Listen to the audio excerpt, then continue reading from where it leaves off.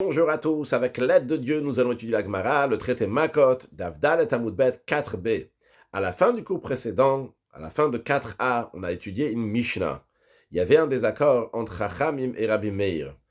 Est-ce que les Edim Zomimim, les faux témoins, ils sont passibles doublement ou une seule fois? C'est-à-dire, la Torah dit, Vasitem lo kasher zamam lasot arrive, qu'on va faire à ces faux témoins-là comme ils ont voulu faire à leurs frères. C'est-à-dire que si Reuven et Shimon ont témoigné que Lévi doit donner 200 zouz à Yehuda, eh bien, quand il va s'avérer que c'est des faux témoins, Reuven et Shimon vont devoir donner 200 zouz à Lévi.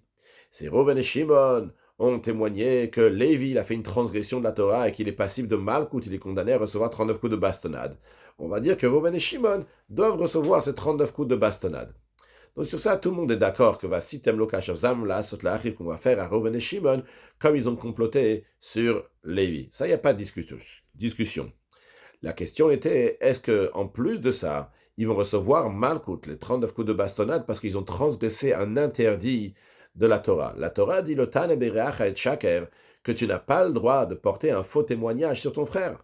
Reuven et Shimon ont transgressé cet interdit. Donc Rabbi Meir dit, en plus de Vasitem lo kasher zam la sot l'achiv, en plus de la punition que Reuven et Shimon doivent donner 200 zouz à Lévi, en plus de la punition que Reuven et Shimon doivent recevoir les 39 coups de bastonnade qu'ils ont voulu que Lévi va recevoir, mais en plus de ça, ils doivent recevoir 39 coups de bastonnade pour avoir transgressé le Tane Berach et Shaker. C'est-à-dire que d'après Rabbi Meir, si Reuven et Shimon, ils ont dit que Lévi doit donner 200 zouz à Yehuda, eh bien, Reuven et Shimon, deux choses. Premièrement, ils vont donner 200 zouz à Yehuda, à Lévi, parce que Vasitem lo kasher zam la sot arrive. Mais en plus de ça, ils vont devoir aussi recevoir 39 coups de bastonnade, parce qu'ils ont transgressé le Tane Biracha et Shaker, l'interdiction de la Torah de faire un faux témoignage. De même, si Reuven et Shimon ont témoigné que Lévi est passé de 39 coups de bastonnade, ils vont recevoir 2 fois 39 coups de bastonnade. Premièrement, parce que Vasitem lo kasher zam la sot arrive. On fait à Reuven et Shimon ce qu'ils ont voulu faire à Lévi. En plus de ça, ils vont recevoir 39 coups de bastonnade parce qu'ils ont transgressé le Tane Beracha et Shaker, un interdit de la Torah. Ça, c'est l'opinion de Rabbi Meir. Par contre, les Chachamim, les sages, disent non. Il y a uniquement Vasitem lo kasher zam la sot arrive, que Reuven et Shimon doivent donner uniquement 200 zouz à Lévi, ou bien dans un cas où ils ont dit que Lévi doit recevoir Malkout, ils vont recevoir Malkout une seule fois et pas plus. Ça, c'est ce qu'on avait vu dans la Mishnah. Maintenant, la Gemara raisonne, le raisonnement de Rabbanan, des sages et Rabbi Meir. La Gemara dit comme ça. Mishlama le Rabbanan, ça va bien, ça se comprend l'opinion des sages, qui disent qu'il y a une seule punition de Vasitem lo kasher zamam, on va faire aux témoins Reuven et Shimon ce qu'ils ont voulu faire à Lévi. On comprend, parce que la Torah dit, la Torah dit, à propos de Malkout, 39 coups de bastonnade, il y a écrit en fonction de sa méchanceté. C'est une expression qui est dit au singulier, dont on apprend que Mishum Risha, tu peux le condamner pour une méchanceté. Mais tu ne vas pas le condamner pour 2 méchancetés. Donc tu ne vas pas lui infliger 2 peines différentes pour une même action. Il a fait une action, eh bien tu as décidé, tu vas lui donner ou bien telle punition, ou bien l'autre, mais en tous les cas pas 2. Donc dans les rabbanan des sages, on comprend qu'ils disent, on va faire à Reuven et Shimon comme ils ont voulu faire à Lévi. Ils voulaient que Lévi a payé 212. Eh bien, eux, ils vont payer 212. Ils voulaient que Lévi va recevoir Malkout, il va recevoir Malkout. Mais pas plus. Elle a Rabbi Meir, qui dit qu'en plus de ça, ils vont recevoir Malkout systématiquement à chaque fois qu'ils font le faux témoignage. Maïtama, quelle est la raison de Rabbi Meir? Mara répond à Maro, là, il a dit, Gamma Mimoteshem. Rabbi Meir, il apprend ça de celui qui diffame son épouse. La Torah dit que si quelqu'un s'est marié avec une jeune fille qui est supposée être vierge, et qu'il dit que cette jeune fille avec qui il s'est marié, entre le fiançailles et le mariage, elle a fauté. Ce qu'on appelle le fiançailles, de manière plus précise en hébreu, c'est ce qu'on appelle le Héroussine. Donc c'est un très grand engagement. Ça, s'ils veulent se quitter après le Héroussine, il faut un divorce. Donc c'est pas juste comme on appelle aujourd'hui fiançailles, mais en tous les cas, dans cette période-là, sa jeune fille a été infidèle, donc son épouse a été infidèle. Et il s'avère que c'est faux, donc il a été motzi shevra, il a diffamé, il a fait une mauvaise renommée, alors que c'est pas vrai, c'est tout simplement juste parce qu'il a détesté qu'il est arrivé à dire une telle chose. Eh bien, la Torah dit, donc dans un tel cas, eh bien, il va recevoir 2 punitions. Premièrement, on va lui donner 39 coups de bastonnade, et en plus de ça, il va donner 100 pièces au père de cette jeune fille. Donc on voit que là-bas, il est lokeo meshalem, et il reçoit Malkout, et en plus, il rembourse. Alors Oula nous dit, tu me demandes d'où Rabbi Meir il apprend qu'en plus du fait qu'on dit Vasitem lo kasher zamam, on va faire à Reuven et Shimon comme ils ont voulu faire à Lévi. Par exemple, dans le cas où ils ont voulu faire payer 200 zouz à Lévi, on va dire que Reuven et Shimon vont payer 200 zouz. Et tu demandes à Rabbi Meir comment ça se fait qu'en plus de ça, ils vont recevoir Malkout pour la même action. Eh bien, la réponse, elle est, regarde, Motzi Shemra. Motzi Shemra, il a fait une chose, il a diffamé, il a dit du mal sur son épouse. On dit, premièrement, il va recevoir Malkout, le 39 coups de bastonnade. En plus de ça, il va rembourser. Donc, ce texte d'Agmara, Oula nous dit, Motzi Shemra Loker Meshan, de la même manière que celui qui diffame son épouse, il reçoit Malkout et en plus il paye. Afkol, la même manière, toute personne qui commet un acte qui ressemble à ça, dans lequel il y a la possibilité de recevoir Malkout et aussi payer, Loker Meshan, bien aussi bien il va recevoir Malkout, aussi bien il va rembourser, ce qui est le cas aussi d'Eidim Zomemil. Ils ont transgressé le Tal Bereachet Shaker, l'interdiction de faire un faux témoignage. Pour ça, ils sont loqués, ils reçoivent le 39 coups de bastonnade. Et en plus, il y a encore une autre interdiction, encore une autre chose que la Torah elle dit, qu'on va faire à ces témoins-là, Reuven et Shimon, comme ils ont voulu faire à Lévi.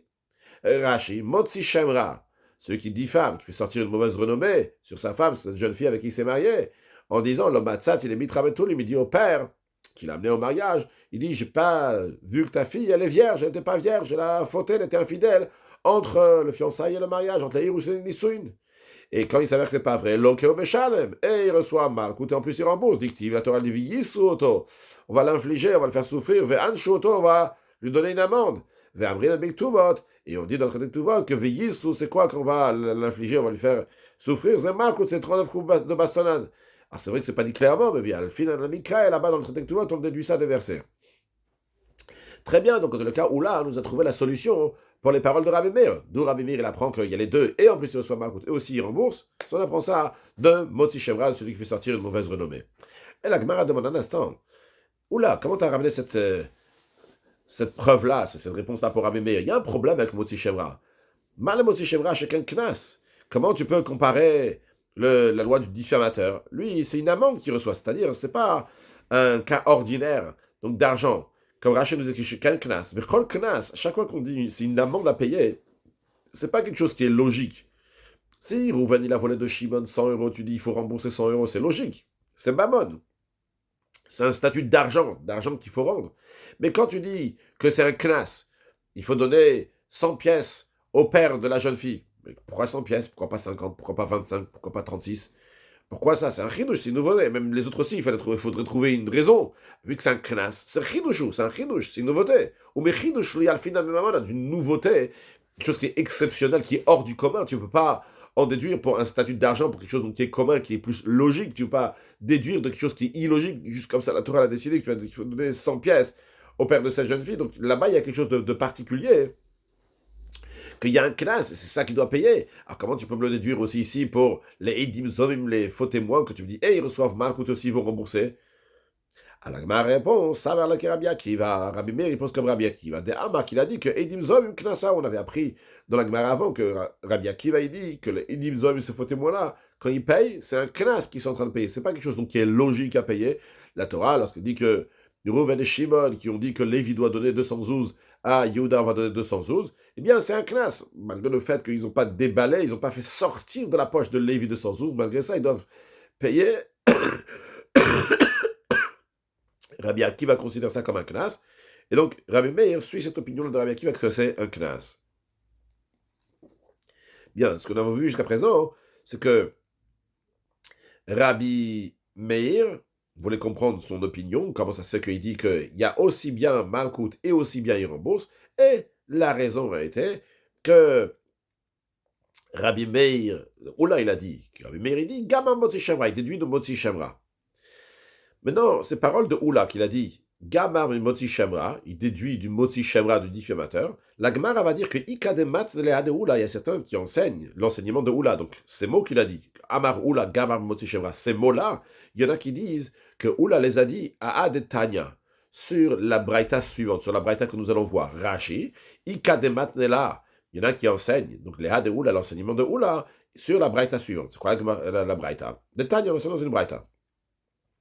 On ramène un verset qui est dit à propos du sacrifice de Pessah. Le sacrifice de Pessah, il faut le faire donc le 14 Nissan à l'après-midi, et il faut le manger donc le soir, dans la nuit, qui est entre le 14 et le 15 Nissan. Et la Torah dit, l'ototiro me menu ad boker. Vous n'allez pas en laisser du sacrifice de Pessah jusqu'au matin. Va notamment Benoît Boker, s'il en reste jusqu'au matin, eh bien, dans ces cas-là, le gomer, etc., on va le brûler dans le feu. Donc, on a ici une interdiction. L'interdiction de laisser ce sacrifice de Pessah. Tu dois le manger le soir, dans la nuit entre le 15, dans le 14 et le 15, et le finir avant le matin du 15. Donc, c'est une interdiction. Après, la Torah le rajoute. Elle dit, va notar, s'il en reste quand même, eh bien, le, tu vas le brûler. Et d'après Rabbi Yehuda, comme nous allons voir, ici, le verset, ce qu'il veut faire, en rajoutant, après t'avoir interdit, on vient te dire, bon, s'il en reste, tu vas le brûler. On vient te mettre ici un commandement positif après un commandement négatif. Qu'est-ce qu'on gagne en ayant un commandement positif après le commandement négatif? Ce qu'on appelle un lave chez Nitakla. Donc un lave, un interdit qui est rattaché avec un commandement positif. Eh bien, l'Omar, c'est pour nous dire, chez l'Okinalav, qu'on ne va pas recevoir malkout, les 39 coups de bastonnade sur ça. C'est-à-dire, bien qu'en général, lorsque quelqu'un il transgresse un interdit de la Torah, suite à ça, il reçoit 39 coups de bastonnade. Mais dans un cas que le lave, l'interdit de la Torah, ni ta classe, il est rattaché à un commandement positif, eh bien, il n'y a pas les 39 coups de bastonnade. Prenons l'exemple de quelqu'un qui a volé. La Torah l'interdit de voler. Mais alors, si quelqu'un a volé, eh bien, il a un commandement positif de ramener le vol. Donc, il a un lave de voler, l'interdit de voler. Mais il y a aussi un commandement positif qui est rattaché à ça. C'est la raison pour laquelle quelqu'un qui a volé, il ne va pas recevoir les 39 coups de bastonnade. Parce qu'il a un moyen, comment se rattraper, de ramener ce qui a été volé. On apprendra plus ça dans Perek Shlish, et on apprendra plus approfondi cette notion-là de lave shenita klase, d'un interdit qui est rattaché à un commandement positif. En tous les cas, ici, d'Ivre Rabbi Yehuda, les paroles de Rabbi Yehuda, c'est quoi? C'est que cette personne-là qui a laissé le sacrifice de Pessah jusqu'au matin, alors qu'il n'avait pas le droit, il faut que ça arrive le matin, il ne devrait plus en avoir. Malgré ça, il ne va pas recevoir Mak ou les 39 coups de bastonnade. Pourquoi? Parce que la Torah lui a donné un rattrapage, il a donné un assez, un commandement positif. Va notamment, il en reste, Tissot, vous allez le brûler. Ça, c'est ce que Rabbi Yehuda dit. Rabbi Akiva Omer, Rabbi Akiva il dit, je suis d'accord avec toi Rabbi Yehuda sur le principe. Le principe, c'est-à-dire que si quelqu'un il a laissé du sacrifice de Pessah jusqu'au matin, il ne va pas avoir malkout, il ne va pas recevoir le 39 coups de bastonnade. Sur le principe, je suis d'accord, mais je ne suis pas d'accord sur la raison que tu as donnée. Toi, Rabbi Yehuda, tu as dit que la raison, elle est parce que la Torah, elle a donné un commandement positif après le commandement négatif. Donc, il y a un moyen ici de se rattraper, tu as dit, et c'est la raison pour laquelle tu ne reçois pas malkout, les 39 coups de bastonnade. Mais moi, je dis, c'est pas ça la raison pour laquelle il ne reçoit pas malkout. La raison, elle est l'homme Hachem Ouzé. Donc il dit à Rabbi Akiva, il dit à Rabbi Yehuda, c'est pas pour cette raison-là. Hachem, littéralement, c'est pas raison, c'est pas ce verset, c'est pas ce inyan-là. On avait déjà vu avant dans le Rashi de la page précédente, Hachem, Rashi disait Hamikra. C'est pas de ce verset-là, donc c'est pas de cette raison-là. La raison, elle est la Mishoudé avec l'Av chez El Momase. La raison pourquoi il ne reçoit pas Malkout, parce que c'est une interdiction dans laquelle il n'y a pas d'action. Qu'est-ce qui s'est passé? Il a fait le sacrifice de Pessah le 14 à l'après-midi. Il a mangé le sacrifice de Pessah dans la nuit entre le 14 et le 15, où il n'a pas mangé. En tous les cas, il en est resté le matin. Est-ce qu'il a fait une action pour transgresser? Il n'a pas fait d'action. Il est resté passif. Il a laissé la viande et il n'a pas mangé. Donc, il en est resté de la viande du sacrifice de Pessah au matin. Et la règle, les Rabbi Akiva dit, à chaque fois qu'il y a une interdiction, qu'il n'y a pas de transgression par une action, elle l'okinalav, on ne reçoit pas Malkout. C'est la raison pour laquelle il ne reçoit pas Malkout. Donc Rabbi Yehuda et Rabbi Akiva sont d'accord sur le principe que celui qui laisse la viande de Pessah jusqu'au matin du 15, il ne va pas recevoir Malkout. La question elle est pourquoi? D'après Rabbi Yehuda, c'est parce que c'est un lave shenita classé, c'est un interdit qui est rattaché à un commandement positif. D'après Rabbi Akiva, c'est parce que c'est un lave shel bomba, c'est parce que c'est une interdiction, il n'y a pas d'action, il était passif, et c'est arrivé. Rashi, d'abord, l'homme Hachem Lokin Alav, donc ça c'était l'opinion de Rabbi Yehuda, j'aurais dû le faire avant ce Rashi, chez Assez Amour Acharav. Donc le Assez, le commandement positif qui est dit après l'interdiction de ne pas en laisser de cette viande-là, Takanato Vekaparato. C'est son arrangement, sa kapara, son pardon à la Veratalav sur avoir transgressé l'interdit d'avoir laissé de la viande. Et Rabbi Akiva avait dit, l'omina Hashem. Il dit non, c'est pas pour cette raison-là. Il dit, en tam ze ikar. Il traduit ici Hashem, donc le tam. C'est pas cette raison-là qui est essentielle. Des laves, chez Nita classe, la raison elle est. Parce que des laves, chez Nita classe, elle qui me lave. C'est pas la raison parce que un interdit qui est rattaché à un commandement positif, on ne reçoit pas Malkout. C'est pas ça la raison ici. Elle a venu à ma motirenoloke. Pourquoi, dans ce cas-là, ici, dans ce cas-là, celui qui a laissé, il ne reçoit pas Malkout, il a laissé cette viande jusqu'au matin, il ne va pas recevoir 39 coups de bastonnade. La raison, elle est, les fichiers au lave, c'est parce que c'est un interdit qui n'a pas d'action. Bien, elle m'a dit, Analysons un peu ce qui se passe ici dans cette braïta. Miklal, on en déduit de là, de Rabbi Yehuda, ça va, que Rabbi Yehuda, il pense que l'av shen bomba, c'est l'okimanav. Rabbi Yehuda, il va te dire qu'un interdit sur lequel il n'y a pas d'action, malgré ça, la personne va recevoir 39 coups de bastonnade. C'est-à-dire, imaginons que la Torah avait dit seulement l'ototiro memenoad boker. On n'a pas le droit de laisser de cette viande-là jusqu'au matin. La Torah n'aurait pas rajouté que vanota memenoad boker bashti sofu. Ce qui reste jusqu'au matin, on doit le brûler. La Torah, elle dit juste, tu n'as pas le droit d'en laisser. Donc la personne, elle reste passive. Elle n'a pas mangé cette viande-là.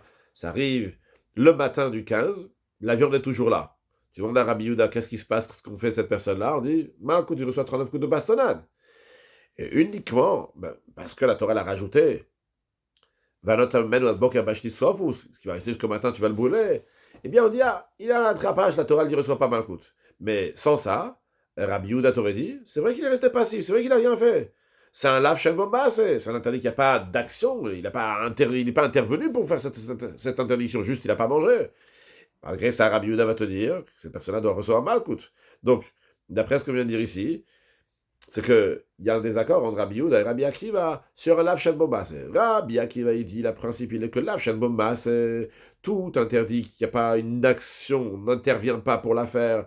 En l'aucune lav, il n'y a pas de malcoute, il n'y a pas 39 coups de bastonnade pour ça. Et Rabbi Yehuda te dit non, même si c'est un lav shen bomba, même si c'est un interdit dans lequel il n'y a pas une action, eh bien, l'aucune lav, on reçoit oui malcoute. Et la question de la Gemara, elle est minale. D'où Rabbi Yehuda, il apprend ça, qu'un lav shen bomba, c'est quand c'est un interdit qu'il n'y a pas d'action, eh bien, quand même, reçoit malcoute. Et sur ça, Oula, il a dit que Gamar Mimotzi Shemra, c'est-à-dire toute la discussion qu'on a ramenée ici, c'était pour nous dire qu'il y a certains enseignent l'enseignement de Oula sur une autre braïta. L'enseignement de Oula qui disait que Gamar Mimotzi Shemra, ou Amar Oula, Oula a dit Gamar Mimotzi Shemra. Il déduit de Motzi Shemra, de celui qui diffame son épouse. Maintenant, où est-ce que Oula il a dit ça? On a dit il y en a qui enseignent ça sur la braïta qu'on est en train d'apprendre. Donc, la Braïta, on a vu l'opinion de Rabbi Yehuda, l'opinion de Rabbi Akiva. Et on a dit, tiens, on aimerait approfondir dans l'opinion de Rabbi Yehuda. D'où Rabbi Yehuda, il apprend qu'un lav shen bomba, c'est l'okinala, qu'un interdit qui n'a pas fait d'action, de rester passif, et ça, c'est l'interdiction s'est faite, eh bien, la personne reçoit mal. D'où on apprend ça? Sur ça, Maroula, il a dit que Gamma Mimotzi Shemra, il déduit ça de celui qui diffame son épouse. Comment ça? Ma Motzi Shemra, lav shen bomba, c'est l'okinala, de la même manière que la diffamation. C'est une interdiction qu'on transgresse sans faire d'action. Il n'a pas fait une action, c'était verbalement. Il a dit, le matzat, il est vite rabetoulim. Je n'ai pas trouvé à ta fille qu'elle était vierge. Donc c'est uniquement verbalement qu'il a fait quelque chose. Il n'a pas fait d'action. Malgré ça, il reçoit malkout. Il reçoit les 39 coups de bastonnade. Alors, Avkol, de la même manière aussi, tout cas similaire à ça, dans lequel il y a une transgression, même s'il n'y a pas d'action, c'est là shen bomba. C'est à chaque fois qu'il y a une action, une transgression qui n'a pas d'action, eh bien, l'okinala, quand même, on reçoit malkout. Ok, donc dans le cas, voilà la source de Rabbi Yehuda. Il y a Motzi Shemra, c'est un shen bomba, mais quand même, on reçoit malkout. La Gemara dit un instant. Qui te dit qu'on peut déduire du Motzi Shemra pour tout le monde? Celui qui diffame son épouse, c'est un cas bien particulier. La Torah a été très stricte avec lui. Et vu que la Torah était très stricte avec lui, c'est peut-être la raison pour laquelle, que bien que c'est un lav, Shen Bomba, c'est vrai qu'il a fait une interdiction dans laquelle il n'y avait pas d'action. Mais peut-être comme la Torah est très stricte avec lui. C'est pour ça que la Torah elle était très stricte aussi dans ce cas-là. C'est-à-dire, le Motzi Shemra, chacun l'ok demande un instant. Le Motzi Shemra, lui, il est exceptionnel, parce que, et il reçoit Marco des 39 coups de bastonnade, et en plus de ça, il doit donner les 100 pièces au père de la jeune fille. Ah, ça c'est quelque chose qui est exceptionnel. En général, il n'y a pas loke ou meshalem. En général, c'est ou loke ou meshalem. En général, ou bien il reçoit les 39 coups de bastonnade, ou bien il donne une somme d'argent.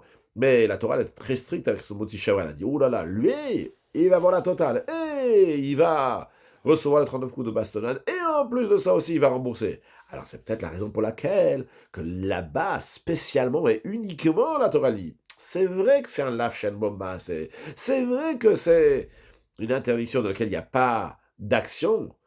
C'est vrai que c'est seulement verbalement, mais on va être très strict avec lui. Parce qu'on voit ailleurs déjà que la Torah est très stricte. Dans ces cas-là, on ne peut pas déduire pour tous les autres cas, dans tous les lav shen bombas et dans toutes les interdictions, qu'il n'y a pas une action. On va dire, déduit de Motzi Shemra. Parce que je dirais, doucement, Motzi Shemra, c'est un cas exceptionnel. Tu ne vas pas comparer tous les lav shen bombas et tous les interdits qu'il n'y a pas d'action avec le Motzi Shemra. Le Motzi Shemra, la Torah, elle est très très sévère sur lui. Regarde, la preuve, c'est qu'il reçoit Malkout Ranokut Bastonnade et en plus il rembourse. Ok, donc d'après ça, on rejette l'explication de Oula. Oula a voulu dire d'où Rabbi Yehuda il apprend qu'un lave shen boma c'est une interdiction dans laquelle il n'y a pas d'action. La personne va recevoir Makul 39 coups de bastonnade. D'où il apprend ça? De Motzi Shemra. Il m'a dit un instant, oh, doucement. Motzi Shemra, c'est exceptionnel. C'est vrai que Motzi Shemra, c'est un lave shen boma, c'est un interdit dans lequel il n'y a pas d'action. C'est juste verbalement. Mais quand même, là-bas, la Torah est très stricte sur lui. L'Okeo Beshalem, la Torah a dit qu'il reçoit Malkout et en plus il va donner de l'argent. Donc, tu ne peux pas déduire ça pour tous les lave shen boma. C'est la raison pour laquelle elle a un Resh Lakish. Resh Lakish, il dit, c'est quoi? Moi, j'ai la réponse. D'où Rabbi Yehuda, il apprend qu'un lave shen boma, c'est une interdiction qui n'a pas d'action. On reçoit Malkout, Gamar Beidim Zomim. On déduit ça des témoins qui sont Zomim, des faux témoins, qui s'avèrent que c'est des faux témoins. Ma Eidim Zomim, Lav Shen Boma, c'est la même manière que les témoins qui sont Zomim, ils reçoivent Malkout, même s'ils n'ont pas, c'est un Lav Shen Boma, parce que c'est verbalement. Le gouvernement et Shimon, ils sont venus, ils ont dit, vous savez, Lévi qui considérait Monsieur Cohen, Monsieur Lévi Cohen, lui, il s'appelle Groucho Bechalutza. Lui, sa mère, elle s'est divorcée avant qu'il soit né. Et ça, il se fait passer pour un Cohen. C'est pas un Cohen, lui. Il n'est pas Cohen. On a dit quoi? On avait appris dans la première page de la Gemara que, on va dire que Reuven et Shimon, ils vont recevoir Malkout, 39 coups de bastonnade. Pourtant, c'est un lâcher de Moma, c'est ce qu'ils ont fait, une action. Ils ont dit juste verbalement, Monsieur Lévi Cohen, c'est un Ben Gouche, un Ben Chum, ça c'est verbalement. Et quand même, ils reçoivent Malkout. Alors, Avkol Lav, Shen Moma, c'est Lokinalav, de la même manière, donc, je reprends peut-être, il dit, vous avez Lav Shen Moma, c'est Lokinalav, de la même manière que les faux témoins, ils ont fait un lave, une interdiction qui n'a pas d'action, ils reçoivent Malkout, Avkol, de la même manière aussi dans tous les autres cas, que c'est le Lav Shen Moma, c'est une interdiction dans laquelle il n'y a pas d'action, Lokinalav va recevoir Malkout. Rashi, Gam, Meidim Zomebi, donc, d'où Rabbi Yehuda apprend qu'un Lav Shen Moma, il y a Malkout, il apprend ça des faux témoins. Il dit Zomebi de la même manière que les faux témoins, Lav Shen Moma, c'est un interdit qui n'a pas d'action vers l'eau qui ne reçoit Malkout. Rachel explique, et il dit des faux témoins, l'eau qui n'a le dibour, ils reçoivent Malkout sur leur parole verbalement. C'est dans un cas où ils ont témoigné que Lévi, il n'est pas Cohen, parce qu'il est fils de Groucha de divorcé, ou Ben Chaloutza, ou bien fils d'une femme qui a fait la cérémonie de Khalitza après, à la place du Yiboum, et donc l'enfant qui naît après ça, donc il est un halal. On voit dans le cas qu'ils reçoivent Malkout, bien que c'était verbalement. Ah, Rabbi Yehuda, il dit, tu vois, la même manière que les Dimzom, ils n'ont pas fait d'action et ils reçoivent Malkout, la même manière, tout lave, tout interdit, qu'il n'y a pas d'action, ils reçoivent Malkout. Donc, d'après Resh Lakish, c'est ça la source de Rabbi Yehuda. Mais la Gemara demande aussi sur l'explication de Resh Lakish. La Gemara dit, comment tu peux comparer les Edim Zomebim, ces faux témoins-là, avec tous les autres laves, Shalmomas, avec toutes les autres interdictions qui n'y a pas d'action? C'est incomparable. C'est pas la même chose. Non, en ce qui concerne les Edim Zomebim, la Torah était très stricte sur eux. La Torah dit, tu sais quoi? Les Edim Zomebim, ces faux témoins-là, ils n'ont pas besoin de Atra. Atra, c'est une mise en garde, un avertissement. C'est-à-dire, dans toutes les punitions de la Torah, avant de punir quelqu'un, c'est obligé de savoir, d'être sûr que cette personne-là, elle a transgressé consciemment la transgression. C'est la raison pour laquelle qu'il y a besoin qu'avant qu'ils vont transgresser, il y a deux personnes qui peuvent témoigner, qui disent attention, attention, il ne faut pas faire cette transgression. Tu vas faire cette transgression-là, tu vas avoir telle et telle punition. S'il n'y a pas eu cette mise en garde, on ne peut pas le punir. Ça, c'est dans les cas de la Torah en général. Mais les Edim Zomemi, ces faux témoins-là, eux, ils sont exceptionnels. Les Edim Zomemi, il n'y a pas d'atra, il n'y a pas de mise en garde. Ils viennent au tribunal, Reuven et Shimon, et ils disent que Lévi, il a fait telle et telle chose. On dit, ah, bon, vous savez que vous êtes des faux témoins, boum, vous allez être punis. Pourtant, il n'y a pas eu d'atra. Quand ils sont arrivés, le tribunal a dit, hey, attention à vous si vous allez faire un faux témoin. On ne leur a pas dit ça. Et pourtant, ils reçoivent une punition. Alors, la Torah, elle était très stricte sur les Edim Zomemin. Avec la Torah, elle était très stricte sur les Edim Zomemin. Et en tous les cas, même si on ne peut pas appeler ça strict pour différentes raisons, mais on va dire que la Torah, elle a dit que c'est une exception dans Edim Zomemin. Tu ne peux pas apprendre une exception pour tout le reste. Rashi, Edim Zomemin Srichimata. Ces faux témoins n'ont pas besoin d'une mise en garde. Dans le traité Ktuvot, on dit là-bas, la raison dans le chapitre qui s'appelle Elonaot. La Gemara là-bas s'interroge, demande, essaie de rechercher Natrubo Emat. Quand est-ce qu'on peut les faire la hatra? La Gemara donne plusieurs propositions. Elle dit si on va leur faire hatra avant, c'est-à-dire qu'à chaque fois qu'il y a des témoins qui viennent au tribunal, tu vas leur dire hé, attention, si vous faites un faux témoignage, les gars ils vont dire oh là là, on vient ici témoigner tout gentiment, on nous soupçonne déjà. Au revoir, je ne fais pas le témoignage. Donc la Gemara dit on ne va pas le faire avant. La Gemara dit aussi pourquoi on ne peut pas le faire après aussi, etc., etc. Donc en tous les cas, il n'y a pas de solution. Il n'y a pas de. Quand il y a des témoins qui viennent au tribunal, on ne fait pas de hatra, il n'y a pas d'avertissement. Ils viennent, ils témoignent, et après il s'avère que c'est des faux témoins, eh bien, ils vont recevoir la punition. Kol Sharon tous les autres punitions qui sont dans le tribunal terrestre, ils ont besoin d'avertissement. Donc on ne peut pas déduire des Edim Zomebin pour tout l'Av Shel Momas et pour tous les autres interdits dans lesquels il n'y a pas d'action. Donc ici, actuellement, on ne sait plus quoi faire. C'est-à-dire, on a Rabbi Yehuda qui a dit que, on a déduit de ses paroles, que Kol l'Av Shel Momas, qu'un interdit, même s'il n'y a pas d'action, l'aucune lave reçoit Malkout. Oui, on vous rappelle, parce que Rabbi Yehuda, il avait besoin que la Torah va dire va notamment ad boker ba'eshti sof, ou ce qui reste de la viande de Pessah. Tu vas le brûler le matin pour dire ah, vu que c'est un lave chez Nita classé, c'est un interdit qui est rattaché avec un commandement positif, que ce qui reste de la viande, tu vas le brûler le matin, c'est la raison pour laquelle il ne va pas recevoir Malkout. Mais le fait que c'est un commandement dans lequel on n'a pas fait d'action, on n'est pas intervenu pour faire la transgression, ça ne dérange pas Rabbi Yehuda. Rabbi Yehuda, il dit que si c'est seulement ça, un lave chez le Mombasé, tu reçois quand même Malkout. Quelle est la source? Ou là, il a dit, on est du Motzi Shemra. On a dit un instant, non, Motzi Shemra, c'est exceptionnel. Lui, il est Lokio Beshalem et il reçoit 30 coups de baston et il rembourse. Et la Torah, elle en fait une exception, on ne peut pas en déduire pour le reste. Après, on a eu Resh Lakish t'a dit, oui, moi je sais. Rabbi Yehuda, il prend ça de Edim Zom, mais aussi c'est un lave chez le Mombasé. Ils n'ont pas fait une action, c'est juste verbalement. Et il reçoit. Et pourtant, ils n'ont pas. Et pourtant, donc, bien qu'ils ont fait ça verbalement, c'est un lave chez Momas. Et ils vont recevoir Malkout. Ils reçoivent 39 coups de bastonnade dans un cas où ils ont témoigné que M. Lévi Cohen, c'était un Ben Goucha, Ben Khaloutza, il s'avère que c'était des faux témoins. Ils vont recevoir Malkout, bien que c'est un lave chez Momas. La Gemara dit non, mais j'ai un autre problème avec ça. C'est que les Edim Zomemin, ces faux témoins-là, ils sont aussi exceptionnels. C'est que la Torah dit il n'y a pas besoin de hatra, il n'y a pas besoin de les mettre en garde avant. Alors, la Gemara va dire, on va mélanger les deux. C'est-à-dire, on va prendre les deux. On va prendre le Motzi Shemra, le diffamateur, et on va prendre aussi les faux témoins, et on va marier les deux ensemble, et des deux ensemble, qu'ils ont un point commun, que c'est un lave Shemoma, c'est un interdit dans lequel il n'y a pas d'action dans les deux, eh bien, on va déduire. À chaque fois que tu vas demander une question sur l'un, tu vas dire, ah, c'est peut-être parce qu'il a cette particularité-là que la Torah elle a dit que malgré le fait que c'est un lave, Shel Momas, c'est un interdit qui n'a pas d'action, il va recevoir Malkout. Je vais te dire non, non, non, c'est pas pour cette exception-là. La preuve, regarde l'autre. L'autre, il n'a pas cette exception. Et pourtant, là-bas aussi, c'est un lave, Shel Momas, c'est un interdit qui n'a pas d'action. Et quand même, il reçoit Malkout. Ah, tu vas dire, mais l'autre, il a quelque chose d'exceptionnel. Je vais te dire, regarde l'autre. Tu vas dire, mais l'autre, il a quelque chose d'exceptionnel. Je vais te dire, regarde l'autre. Finalement, on va te dire, écoute, on va prendre les deux en même temps. Et des deux en même temps, on va déduire pour tous les autres lav shen momas. C'est ce qu'on va voir sur le texte. La Gemara répond à la question qu'on vient de demander. Ah, mais les Edim Zoim, les faux témoins, c'est quelque chose d'exceptionnel parce que ils n'ont pas de mise en garde. La Gemara te dit non, c'est pas ça qui fait que celui qui fait un transgresse un lav shen momas et il va recevoir Malkout.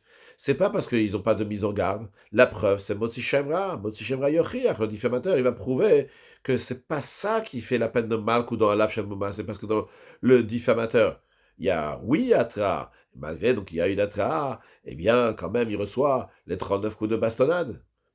Le Chazaradin, le raisonnement se répète. Le raisonnement se répète parce que tu vas me dire, mais à l'instant, le Motzi Shemra, lui, il est exceptionnel, il est Lokeo Meshalem.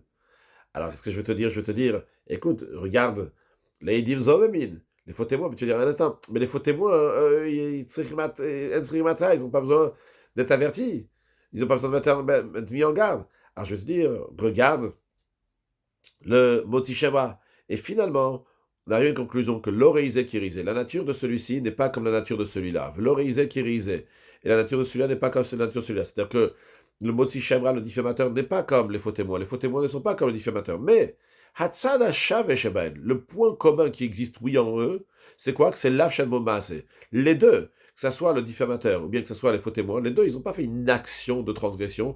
C'est quelque chose qui était verbalement, c'est pas une action. Donc c'est un lav shen bo maaseh. C'est un interdit qui ne fait pas intervenir d'action. Et malgré ça, velokin alav, malgré ça, ils reçoivent Malkout. Donc, on va déduire des deux ensemble que Av kol lav shen bo maaseh. À chaque fois qu'il y a un lav, un interdit, qui n'entraîne pas une action pour faire passer, transgresser cet interdit-là, comme lokin alav, eh bien, ils reçoivent Malkout. Donc, finalement, la conclusion, si on demande d'où Rabbi Yehuda il apprend qu'un lav shen bo maaseh, j'espère que j'ai plus besoin de traduire lav shen bo maaseh, c'est la traduire 10 fois ou 15 fois, lav shen bo maaseh, d'où on sait que on reçoit Malkout avant de transgresser ça, il apprend ça des deux en même temps, aussi bien du Motzi Shemra et de Edim Zomim, aussi bien du diffamateur et aussi bien des faux témoins. Les deux ensemble font affaire pour pouvoir apprendre que c'est un lav shen bo maaseh. Dans les deux, le point commun, c'est un lav shen bo maaseh, et quand même, celui qui a transgressé, il reçoit Malkout. Ah, tu vas demander, mais il a une particularité. Je dis, regarde, l'autre, il n'a pas cette particularité-là, et c'est un lav shen bo maaseh, il reçoit Malkout. Tu vas dire, mais l'autre, il a une autre particularité. Je veux dire, regarde l'autre. Donc, des deux en même temps, on apprend que tout lav shen bo maaseh est un interdit, donc il n'y a pas d'action, reçoit Malkout. La Gemara demande, un instant. Les deux en même temps, je vais te les prendre, et je vais te dire que les deux, ils ont une exception dans laquelle on ne peut pas déduire pour tous les autres lavines, pour tous les autres interdits de la Torah. C'est quoi? Tu ne peux pas déduire pour le reste. Pourquoi? Parce que aussi bien les Eidim Zomemin, les faux témoins, et aussi bien le Motzi Shemra, eh bien, la Torah leur dit de faire, dans la sanction, il y a une knas, il y a une amende. Donc, knas, comme on a dit tout à l'heure, le knas, on ne peut pas déduire de knas pour mammon, pour de l'argent, pour d'autres choses. Knas, c'est un chidouche, c'est une nouveauté. Quand on te dit qu'il y a un knas, il y a une amende, bien on te dit, là, de cette amende-là, tu ne veux pas déduire pour un autre cas, tu ne veux pas déduire un troisième cas, tu dis, ah, regarde, il y a un troisième cas aussi, je vais dire là-bas, et on doit faire la même loi. Non, c'est exceptionnel parce que c'est un knas. Donc, le fait qu'ils ont un knas, c'est vrai que chacun c'est un différent knas, mais on va te dire, le fait que les deux, ils ont une amende qui leur est donnée, aussi bien les faux témoins et aussi bien le diffamateur, on va dire, c'est un cas particulier, parce que eux, la Torah donne un knas, c'est peut-être pour ça aussi que la Torah elle dit qu'un lav shen bo maaseh, eh bien, l'okinala va recevoir Malkout, mais tu ne peux pas te dire pour tous les autres lavines, pour tous les autres interdits de la Torah, qu'ils vont recevoir aussi Malkout, même shen bo maaseh, même s'il n'y a pas d'action. La Gemara dit, Halo Kasha. Ça, c'est pas une question. Pourquoi? Rabbi Yehuda le savoir là qui est Rabbi Akiva. Rabbi Yehuda, lui, ne pense pas comme Rabbi Akiva. Il n'est pas d'accord avec Rabbi Akiva. C'est vrai qu'on a appris avant que Rabbi Akiva dit que les Edim Zom, les faux témoins, c'est un knas, c'est une amende. Le fait que Reuven et Shimon ont dit que Lévi doit donner à Yehuda 212, et finalement il s'avère que c'est des faux témoins, ils vont donner les 212 à Lévi, et Rabbi Akiva a dit c'est un knas, Rabbi Yehuda dit c'est pas un knas. Parce que d'après Rabbi Yehuda, les commentaires expliquent, lorsqu'il doit donner une somme d'argent précise qui correspond à quelque chose de logique, donc ici c'était 212, c'est pas comme quand on dit le Motzi Shemra, il donnait 100 pièces. Pourquoi 100 pièces? Il n'y a pas d'explication pourquoi 100 pièces. Ça, c'est un vrai knas. C'est d'après Rabbi Yehuda, mais dans un cas dans lequel il y a une certaine logique, que Reuven et Shimon, ils ont voulu faire perdre à Lévi 212. Ils payent 212, ils ne payent pas 272. C'est parce qu'il y a quelque chose de particulier ici. C'est 212. Parce qu'ils ont dit 212. Donc il dit, c'est pas un knas. Donc, si tu as demandé à Rabbi Yehuda, à l'instant, Motzi Shemra, le diffamateur, les deux, ont un point commun avec sa classe, il va te dire non, c'est pas, ils n'ont pas ce point commun-là. Le Motzi Shemra, en effet, le diffamateur, il a un knas, il a une amende. Mais les Eidim Zomim, eux, ils n'ont pas d'amende. C'est tout simplement de l'argent qu'ils doivent donner. Alors la Gemara dit, on va attaquer ça d'une autre manière. On va attaquer ça, c'est-à-dire ça, le Eidim Zomim et le Motzi Shemra, on va attaquer ça d'une autre manière. On va dire, c'est quoi?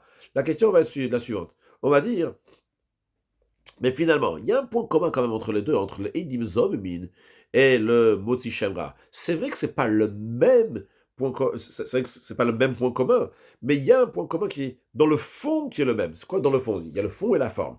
Le fond, c'est que la Torah, elle a fait quelque chose de particulier, d'être très rigoureux dans le Motzi Shemra. Ce qui est rigoureux, c'est quoi? C'est l'Okeo Beshalem. Et il reçoit les 39 coups de bastonnade, en plus il doit rembourser. Dans les Edim Zoim, dans les faux témoins, c'est que Ensrimatra, ils n'ont pas besoin d'être mis en garde. Alors c'est vrai que c'est pas le même la même rigueur que la Torah elle met. Mais finalement, si tu regardes pas la forme, tu regardes le fond. Le fond, c'est quoi? C'est que les deux, ils sont exceptionnels, dans lequel la Torah est très rigoureuse sur ces deux personnages, sur les Edim Zomemin et aussi bien sur le Motzi Shamrar. Alors, Gmar répond, Rabbi Yehuda Tzatram le parir. Rabbi Yehuda va te dire, écoute, moi, ça ne me dérange pas le fait que les deux, ils ont quelque chose de très rigoureux. Pourquoi pas ça ne le dérange pas? Rachid il explique, Tzatram le parir. Il dit, oh, il veut Chomo Shalzeh, le Chomo Shalzeh. Vu que finalement, c'est vrai que la Torah elle est rigoureuse spécialement sur le Motzi Shemra et sur les Edim Zoé, mais c'est pas la même rigueur, c'est pas la même chose. Parce que lui, c'est une rigueur dans laquelle on dit, Motzi Shemra, ah, tu vas recevoir Malkout et tu vas rembourser. Le Edim Zoé, on va dire, t'as pas, lui, on va le punir même s'il n'a pas eu mise en garde. Mais c'est deux choses différentes. Rabbi Yehuda, il dit en autre mot, on regarde, oui, la forme. Eh bien, Entam, Malkout Talubo, donc la raison du Malkout ne dépend pas d'eux. La raison pour laquelle il reçoit les 39 coups de bastonnade n'est pas liée avec cette chose-là rigoureuse que la Torah a dit à propos du Motzi Shemra ou bien des Edim Zomemin. Donc, d'après Rabbi Yehuda, on peut oui déduire des deux en même temps, de Motzi Shemra et des Edim Zomemin, que Kol Lav Shem Moma, sachant qu'il y a une interdit, qu'il n'y a pas d'action pour le transgresser, eh bien, Lokinalav, on reçoit Malkout pour cela. Maintenant, comme on a dit au début du cours, que les rabbanan, les sages, eux, ils disaient il y a une seule punition qui est donnée à ces Edim Zomim. C'est quoi la punition qui est donnée? Ce qu'ils ont voulu comploter sur Lévi, ils vont avoir. Ils voulaient que Lévi va payer 212, ils vont payer 212. Ils voulaient que Lévi va recevoir Malkout, ils vont recevoir Malkout. Mais, on a dit que les Rabbanan, eux, ils ne tenaient pas qu'il y a encore un autre Malkout à avoir, parce que la Torah dit le Tan la Torah dit tu ne vas pas faire un faux témoignage, tu ne vas pas porter un faux témoignage. Mais sur ça, les sages, ils n'ont pas dit qu'ils méritent encore un Malkout. Rabbi Meir disait que pour ça, ils méritent Malkout, mais pas les sages. Alors, sur ça, la Gemara demande vers Rabbanan. Et les sages, ce verset qui dit que tu n'as pas le droit de porter un faux témoignage contre ton prochain, qu'est-ce qu'ils ont fait de ce verset-là? Rabbi Meir, il a appris que c'est un interdit, donc c'est ils vont recevoir Malkout. Mais qu'est-ce qu'ils en font Rabbanan avec ce verset-là? Ils disent pas qu'il y a besoin de recevoir Malkout pour ça. La Gemara répond, à Omibel et Lazare, ils en ont besoin pour Azara, je ne vais pas traiter le mot Azara pour ne pas embrouiller, au Eidim Zom, il me faut témoin. C'est-à-dire, Azara, c'est lorsque la Torah, elle t'avertit. La raison pourquoi je ne vais pas traduire, c'est juste pour ne pas embrouiller avec ce que j'ai traduit avant Atra, j'ai traduit par avertissement et mise en garde. Et Azara, c'est aussi avertissement et mise en garde, mais juste il y a une différence. Quand on parle ici d'une Azara, c'est pas confondre avec la Atra qu'on a dit avant. La Atra qu'on a dit avant, c'est quand quelqu'un, il va faire une faute, juste avant, il y a deux témoins, ils disent attention, attention, c'est interdit ce que tu vas faire, tu vas être puni pour telle et telle avéra que tu fais, la punition sera telle et telle. Donc, ça, c'est une atra. Azara, c'est tout simplement que la Torah, elle ne vient pas dire, eh bien, la personne va recevoir une punition. La Torah, elle dit, c'est interdit. Après que la Torah dit, c'est interdit, après, la Torah dit la punition. Alors, maintenant, on a des Edim Zomemin. Les Edim Zomemin, ils ont la punition. C'est quoi la punition? On va faire à ces faux témoins-là comme ils ont voulu comploter. Reuven et Shimon ont voulu que Lévi va payer 212, on va les faire payer 212. Mais où est-ce que la Torah leur a interdit de faire ça? La Torah ne peut pas débarquer et dire, ah, t'as transgressé, eh ben, tu vas avoir telle et telle punition. On donne le onesh, la punition, uniquement s'il y a une azara avant, il y a une mise en garde, on a prévenu, la Torah a prévenu. Où est-ce que la Torah leur a interdit ça? Où est-ce que la Torah leur a interdit de faire un faux témoignage? Ah, les rabbanan, les sages disent. Et justement, il y a besoin du verset, du verset qui dit que tu n'as pas le droit de porter un faux témoignage. Pourquoi? Pour te dire que tu n'as pas le droit de porter un faux témoignage. Et après, la Torah peut se permettre de venir et te dire, tu sais quoi, si tu as porté un faux témoignage, va si tu aimes le kasher, ça, mais après il y a la punition. Rashi Lazar Edim Zomemin. Donc les Onshan Bedin Azama, pour les punir plus tard, s'ils ont été Zomem, ils ont été faux témoins, à ce moment-là, on va les punir, parce qu'il y a une Azara, on leur a prévenu déjà que c'est interdit. Velonitan le Onesh Malkut. Velonitan le Onesh Malkut, d'ailleurs. Et donc, ce verset-là n'a pas été donné pour nous dire le Malkut. Et la Sheloy le Onshan Bedin Azama, elle a une Kedizir, donc on ne pouvait pas après les punir parce qu'ils ont été des faux témoins, uniquement si on a fait une Nazara avant, si on leur a dit qu'il ne faut pas faire un faux témoignage. Donc, d'après les Rabbanan, ce verset-là n'est pas là pour dire que tu vas voir Balkout, 39 coups de bassin, parce que tu transgresses ce verset-là, l'Otan et Berachat, de ne pas porter un faux témoignage. De ne pas porter un faux témoignage, c'est la Torah, elle te dit, tu n'as pas le droit, et si tu vas le faire, à ce moment-là, va si t'aimes on fera comme tu as voulu faire à ton frère. Non, la Gemara dit, dans ces cas-là, Rabbi Meir, Hazar, le principe qu'on ne peut pas donner une punition uniquement si on donne un avertissement avant, il est valable aussi d'après Rabbi Meir. Donc Rabbi Meir, oui, il va déduire ça. Rabbi Meir, il dit que ce verset-là, l'Otan et tu ne vas pas porter un faux témoignage. c'est déjà un interdit en soi-même, et juste pour ça, la personne elle va recevoir 39 coups de bastonnade. Alors, d'où lui, il apprend que la Torah, elle interdit de faire un faux témoignage. Rabbi Yirmiyah, il a dit, Nafkale, Rabbi Meir, il déduit cela du verset qui est dit dans le passage des faux témoins. La Torah dit, Vanishari Mishu Veirao. Ceux qui restent, ils vont entendre, ils vont craindre, Velo Yosifod. Ils vont plus continuer à faire encore cette mauvaise chose-là, ils vont plus faire un faux témoignage.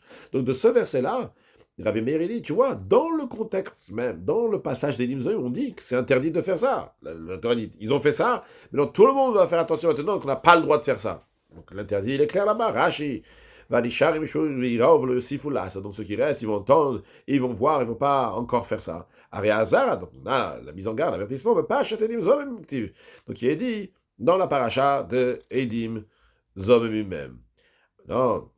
Rabbi Meir a bien expliqué. Rabbi Yirmiyah a expliqué pour Rabbi Meir, dans le contexte même. Rabban utilisait ce verset-là, il est déjà pris pour quelque chose d'autre. Ce verset, on a besoin, les hachaza, on a besoin pour le principe de proclamation. C'est-à-dire, Rashi la hachaza, Dafé Amoud Aleph, 5a, la hachaza, d'Amrin Besanedrin. On dit dans le traité Sanedrin, Be'elu Enenechnakin, dans le chapitre Elu Enenechnakin, qu'Arba Tzrikim Hachaza, qu'il y en a 4, que la Torah dit qu'après qu'on les a punis, il y a besoin de proclamer les Achashanan Bedin après qu'ils ont été punis au tribunal. Tzrichim Bedin Lahachis. Le tribunal doit proclamer Kach vekach nergu ploni. De telle et telle manière ont été tués telle personne. Mais Bedin dans le tribunal, à la vera ploni pour telle transgression, que de lire notre Hachem pour faire peur, pour recadrer ceux qui vont entendre ça. Donc il y a besoin d'une achaza. Donc c'est pour ça que les sages disent, c'est quoi, que les restes ils vont entendre et voir, etc. C'est proclamé. Rabbi Meir dit, je suis d'accord avec le principe. Moi je dis qu'il y a deux choses qu'on apprend de ce verset. Hachaza, le fait de proclamer, j'apprends ça du fait qu'il y a écrit, ils vont entendre et ils vont craindre, parce qu'on a proclamé. Et le fait qu'il y a dit Velo Yosifu, après qu'il y a écrit, ils ne vont pas rajouter à faire. C'est de là que j'apprends la Hazara. Quand Rashi nous dit ils vont entendre, ils vont voir. De là, Rabbi Meir l'apprend. Il y a Haza, on proclame. Vehazara, et l'avertissement de la Torah, elle interdit de faire ce faux témoignage. Mais le Yosifu, le fait qu'il y a écrit, ils ne vont pas refaire encore un tel comportement. On va conclure avec une halakha. Le Rambam nous dit, en ce qui concerne le sacrifice de Pessah, il faut s'efforcer donc de le manger jusqu'au matin, parce qu'il y a écrit le Totir Menouad Boker. Et celui qui en a laissé, donc il a transgressé un commandement négatif, mais il ne reçoit pas mal coup sur ça, parce que c'est rattaché à un commandement positif, parce qu'il y a écrit notamment Meno, ce qui va en rester, vous allez le brûler dans le feu. Un mot de Chassidut, le mot de Shemra, la base, je ne sais pas si on peut dire c'est un mot de Chassidut, mais c'est tout simple, tout simplement, on apprend cela. Il y a écrit que celui qui s'est marié avec cette femme-là, Ousnea, il a détesté. Et le fait qu'il a détesté, eh bien, il arrivait à dire du mal sur elle, un mensonge qui n'est pas vrai. Alors, ça, c'est dans le Pshat Pachout, que de Ousnea, la Sina, elle amène encore de la Vera. Le sens profond, c'est quand on n'a pas la base de la Torah. Il manque Ahavat Israël qui est la base de la Torah. Et dans le Chassidut, c'est expliqué comment c'est tellement important dans le Lev du Tanya, Père Eklev, le chapitre 32, comment un juif doit aimer un autre juif, parce que tout simplement c'est une autre Neshama, mais qui vient tous du même père, on est vraiment des frères. Et qu'il manque ça à la base, Chas Shalom, ça peut amener à d'autres choses. Et comme la Zakan explique dans Père Eklev de Tanya, comment on peut savoir vraiment si on sert à Kadosh Baruch Hu ou pas. Ça, c'est si on voit est-ce qu'on fait Ahavat Israël ou pas. Parce que si quelqu'un il fait Ahavat Israël, pourquoi il aime un autre juif? Parce qu'il est capable de sortir de son corps, sortir de ce cocon, pas juste regarder l'extérieur. Donc là, lui, il est en train de servir à Kadosh Baruch Hu. Si quelqu'un il n'est pas capable de sortir de son cocon et de son comportement, eh bien, c'est qu'il est enfermé. Et ce qu'il fait, c'est des choses qu'il est en train de faire pour lui. Il n'est pas en train de servir Dieu d'Avka, il est en train de servir lui-même, en train de faire des bonnes choses. Mais dans le cas, ce n'est pas le service d'Akadosh Baruch Hu. Quand est-ce qu'on voit que c'est quelqu'un vraiment, il aime Akadosh Baruch Hu? C'est lorsqu'il aime un autre juif. Mashiach, now, une excellente journée.